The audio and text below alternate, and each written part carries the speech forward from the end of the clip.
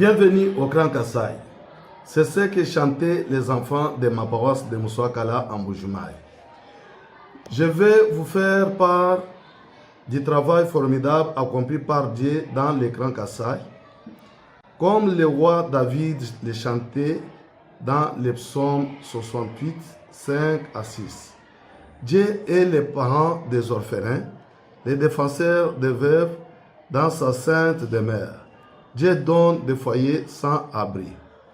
L'œuvre presbytérienne auprès des enfants vulnérables, dont je suis le coordinateur national, accompagné de beaucoup d'entre vous au sein de la PSUISA, nous avons tous collaboré dans cette grande mission de Dieu.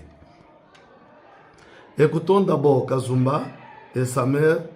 Kazumba s'exprime en Chiluba, mais vous pouvez le suivre par les sous-titres français et anglais.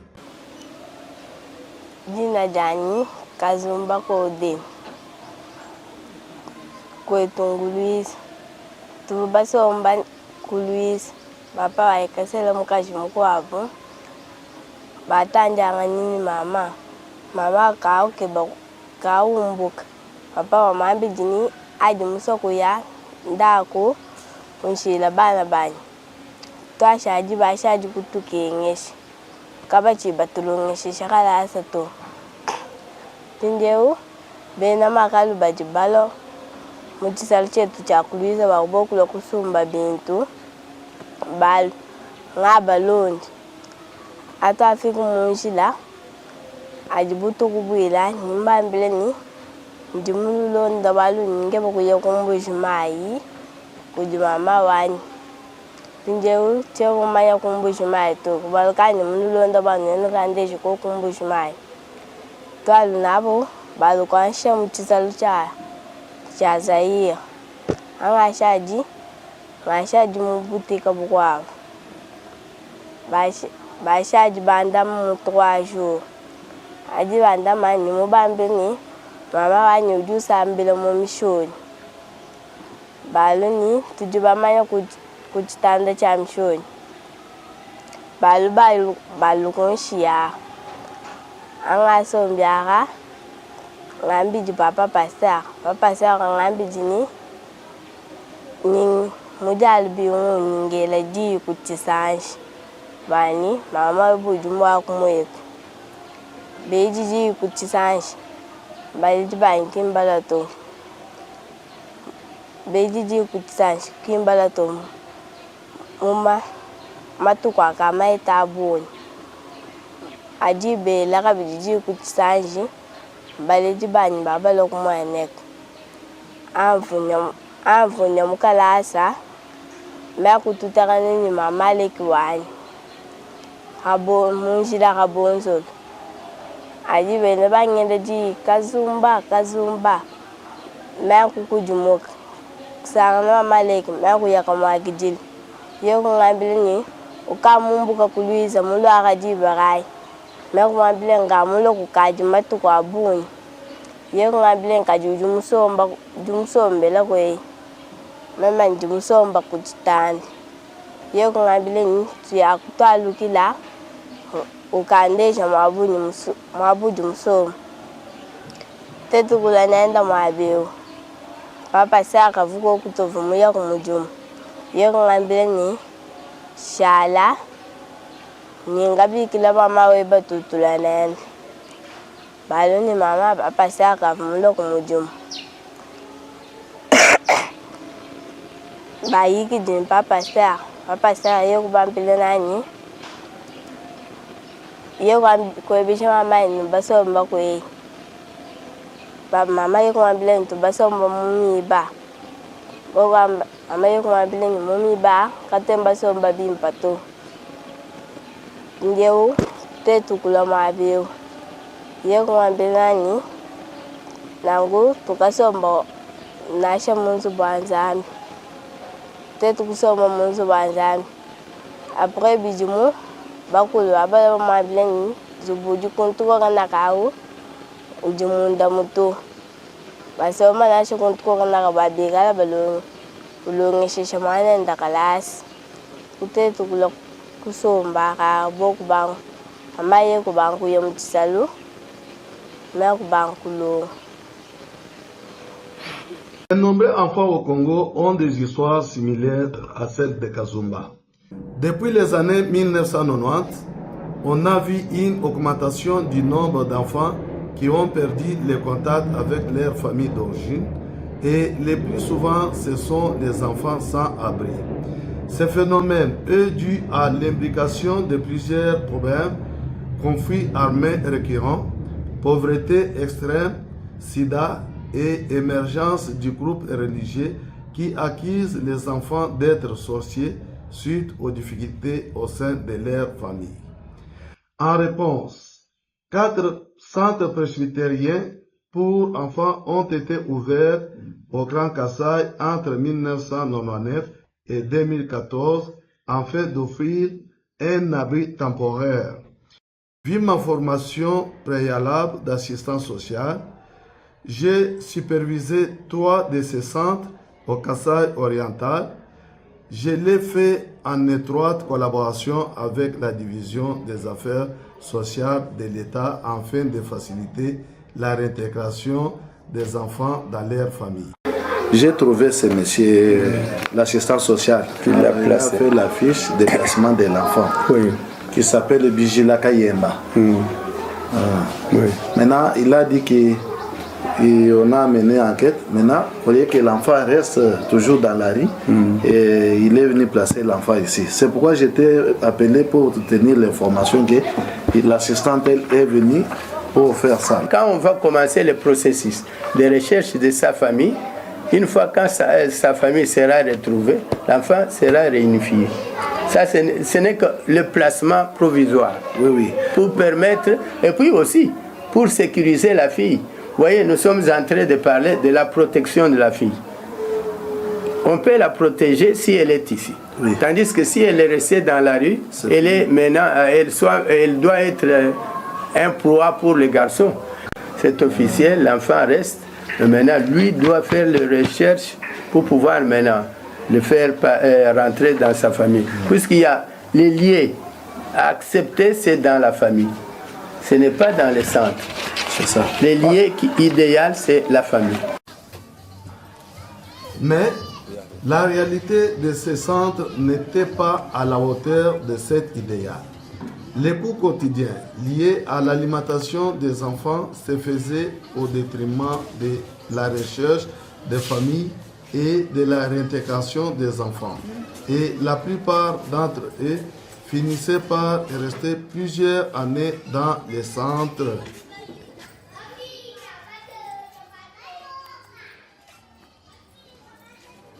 Notre secrétaire général de l'époque, le regretté révérend Mulumba, s'était rendu compte que l'Église devait trouver une approche plus faisable et durable pour répondre aux besoins des enfants sans abri. En 2017, l'Église a invité des responsables de toutes les couches de l'Église à un événement d'une semaine consacré à la planification stratégique participative. À la suite de ce processus, dans le sillage du conflit Kamwina-Nsapu et au début de la pandémie de Covid, nous avons développé une nouvelle approche qui remplace les centres d'enfants par un ministère à l'échelle de l'Église, basé au sein des paroisses presbytériennes où les enfants sans abri sont accueillis et pris en charge par des familles d'accueil temporaire soutenues par les fidèles de la paroisse. Les fonds ainsi libérés servent à rechercher les proches des enfants et à les réunir. Grâce au comité de protection de l'enfance qui promeuvent les droits des enfants dans leur communauté, les paroisses deviennent des phares communautaires. Elles servent de points de référence pour les chefs locaux et les familles en crise et font partie intégrante d'un réseau d'alerte et de vigilance plus large dans la région. En préparation de cette transformation qui était initialement prévue pour les synodes auxquels j'étais affilié, j'ai travaillé avec les juges pour mineurs du Kassai oriental, le directeur de la division des affaires sociales et le coordinateur du bureau catholique pour les enfants pour élaborer un programme de formation comprenant 7 modules. Avant le lancement de l'œuvre dans un synode, une formation de 8 jours est organisée afin de préparer les familles d'accueil et les comités de protection de l'enfance de toutes les paroisses presbytériennes dans ces synodes. Ils apprennent les codes de la famille congolaise, l'organisation communautaire et la mise en réseau autour de la protection de l'enfance, ainsi que l'identification et la réponse au traumatisme infantile et les initiatives communautaires pour soutenir leurs activités comme la création des associations d'épargne et crédit. L'accueil enthousiaste est réservé par les congrégations locales a plu aux dirigeants nationaux de l'Église presbytérienne du Congo et à la fin de l'année 2020, l'Assemblée générale a décidé d'adopter cette approche pour tous les synodes. C'est ainsi que nous avons répandu les terrains du Kasaï oriental pour ouvrir tout l'espace kassaïen. Grâce aux dons et aux fonds spéciaux des frères et sœurs de l'Église presbytérienne des États-Unis d'Amérique, la nouvelle approche a été progressivement mise en place depuis 2020, jusqu'à ce que tous les 14 synodes de la CPC au Grand Kasaï soient concernés. Les formations pour les 2 synodes restants auront lieu à la fin de cette année, mais leur financement est déjà assuré. Enfin, une réunion sera organisée pour les 15 points focaux afin de leur donner l'occasion d'apprendre les uns des autres et de renforcer leurs capacités. Chaque an, au cours des 4 dernières années, j'ai recueilli des données sur les progrès du nouveau paradigme de cette œuvre de la CPC et les résultats sont vraiment étonnants. Depuis 2020, 379 enfants sans abri ont été récupérés et hébergés par les paroisses presbytériennes. Rien que l'année dernière, 203 enfants ont été accueillis dans des foyers presbytériens et plus de la moitié d'entre eux avaient déjà retrouvé des membres de leur famille à la fin de l'année. Avec 53 enfants supplémentaires qui étaient encore restés de l'année précédente, cela fait un total de 164 enfants réunis rien qu'en 2024. À titre de comparaison avec les 10 dernières années, les centres par rapport au moyen annuel, plus de 9 fois d'enfants sans abri ont été hébergés entre 2020 jusqu'à 2024 et leur période de transition a été réduite de 4 ans à 6 mois. L'année prochaine, ces chiffres seront encore plus élevés avec l'ajout des synodes nouvellement formés. Ces informations sont disponibles grâce à une documentation minutieuse entre l'État et l'Église. Cet impact positif a été remarqué par les organisations partenaires de l'État telles que l'UNICEF. La seule préoccupation exprimée par les proches de ces enfants est leur incapacité à financer leur scolarité. L'œuvre presbytérienne auprès des enfants vulnérables a donc réussi à convaincre le département d'enseignement de la CPC de dispenser ces familles des frais de scolarité. Il fournit des kits scolaires aux enfants à la rentrée scolaire et il prend en charge leur examen d'État. La scolarité est ainsi soutenue à la fois par l'Église presbytérienne du Congo et l'Église presbytérienne des États-Unis.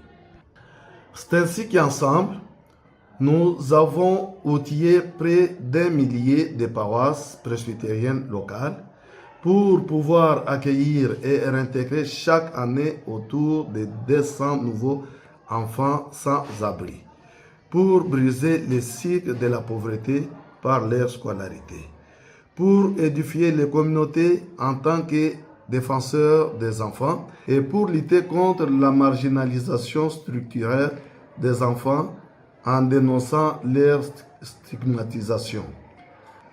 Je suis reconnaissant à nos deux églises, la CPC et la PSUISA, de soutenir mutuellement cet effort. Comme Jésus a dit, chaque fois que nous faisons cela à l'un des membres de sa famille qui sont négligés ou ignorés, c'est à lui-même que nous Hello, everyone. I'm Laurie Lovelace, the convener of the Congo Partnership with Newcastle Presbytery. We've had a partnership with Kananga Presbytery in the West Kasai Synod since 2004, when I was part of the first delegation that visited.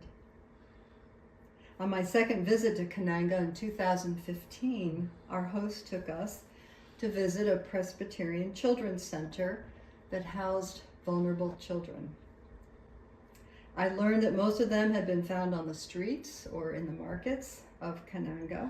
Many had been abandoned because their parents had died of AIDS and were labeled as witches who had caused their parents' death. Some were abandoned because families couldn't afford to feed or educate them. Some had severe disabilities and their families could no longer afford to care for them.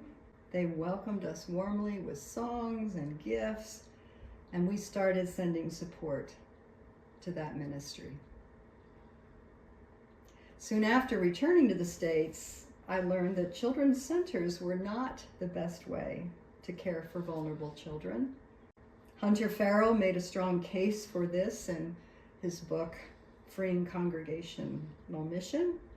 Although these centers responded to the children's daily needs, there were many negative long-term effects on the children's cognitive and emotional development. The best way was to be in families. Through Christy Boyd, who was one of our mission co-workers, I learned of the CPC's new strategy, led by Pastor Benoit, to train CPC congregations, synod by synod, to provide host families for vulnerable children and locate their own family members. You already heard Pastor Benoit explaining much about this approach and its positive impact. I want to share with you how Newcastle Presbytery has been involved. I was in Kananga again in 2023. The Children's Center had meanwhile been closed as it had been unable to pay the bills and had left the church with a significant debt. I preached at one of the congregations that welcomes many vulnerable children. They sang and they danced and they shared their struggles and their hopes for the future.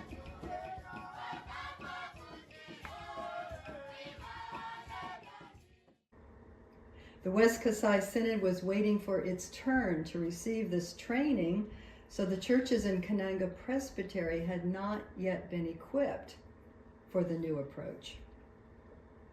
This is where Newcastle Presbytery stepped to the plate to ensure this training, which would cost $20,000 to engage all the churches of the 6 presbyteries of West Kasai Synod. Through donations from individuals and from churches in our presbytery to match funds in our reserve account, we were able to raise this full amount. The training was held in June and was very well received. It was held at Ecumenical Parish, where the presbytery's exec, Pastor Terry, serves. This is Pastor Benoit being interviewed afterwards. The synod selected 2 synod point persons who serve as liaisons between the congregations and Pastor Benoit. as national coordinator, and their pastor, Mado Kafua and Pascal Minga. Here is Pastor Mado commenting on the training. Le module qui m'a beaucoup intéressé, c'est celui de protection des droits de l'enfant. Parce qu'on nous a montré le droit de l'enfant, que chaque enfant a droit de rester dans une famille. Il a aussi droit à un nom, un prénom, post-nom. Il a droit à beaucoup de choses, comme aussi des grandes personnes. En tant que point focal synodal, ce qui m'a beaucoup intéressé, bien ce qui m'a beaucoup réjoui, c'est que le parent, aussi que les familles d'accueil ont déjà commencé à comprendre que l'enfant est utile dans sa famille, dans sa société. Et parce que souvent on disait que les enfants de la rue sont des enfants qu'on traitait des sorciers, des pareilles choses. Mais avec le temps, tout le monde a compris que chaque enfant, peut-être que s'il est dans la rue, c'est par exemple, il y avait le décès dans la famille, soit il y a eu divorce, tant de choses comme ça. Et ce qui m'a aussi beaucoup appris, on voyait que dans toutes nos paroisses, dans le pays de Kananga, les enfants, les paroissiens ont déjà commencé à comprendre et on traite les enfants sur les mêmes pieds d'égalité. Et il n'y a pas de discrimination, que celui-ci, non, tous les enfants sont traités à un même niveau. C'est ça, moi, ce qui m'a beaucoup appris. We are anxious to hear about the follow-up and how many children are going to be hosted by the CPC congregations who have committed to meet the children's needs in terms of food and schooling and medicine. The numbers of vulnerable children seem to be increasing dramatically as violence and poverty and superstitions persist. I continue to hear stories of a young boy who lived with his grandfather who just died and now lives alone. Of a small girl whose mother abandoned her and no other family members will take her in. I now know that we as presbytery partners should refer those reaching out to us with these concerns to their local congregations and synod point persons. And they will look into the children's situation and then report to Pastor Benoit as coordinator. There will remain opportunities for Presbyterians in the U.S. to come alongside, for the 14 synod point persons to search for the children's relatives and to ensure their reunion requires communications, transportation. The relatives also will need help with schooling. Farrell reminds us that children are close to the heart of God. And seeing children in need moves our hearts. May we keep remembering that no matter where they are in the world and what their life situation may be, they are part of our family.